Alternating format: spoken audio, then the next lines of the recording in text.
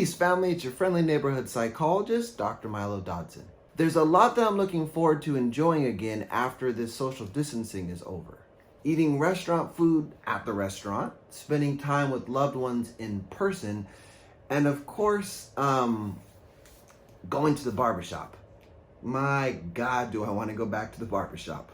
When all of this started, I found myself saying, I can't wait for things to get back to how they were before. But the more I thought about it, I actually don't. I have never seen this level of intentionally expressed empathy, understanding, and acknowledgement of other people's pain. In a digital age where the main currency is attention, we undervalued stillness, patience, and reflection.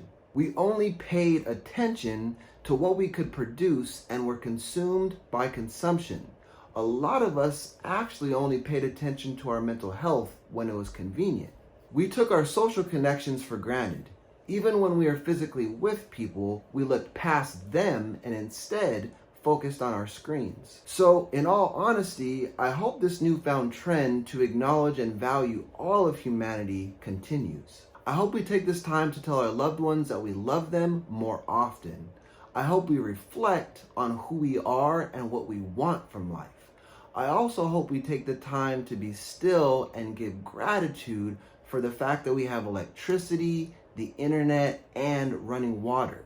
I also hope we take the time to recognize that white supremacy in our country allows for racism to persist even in the face of a pandemic. It is not called the Chinese virus. As a black man in America, I also don't think people really understand the history behind what it feels like to see people constantly cross a street when they're walking at you from the opposite direction. So as we continue to navigate this pandemic, now is not really the time to be generating new ways to be productive.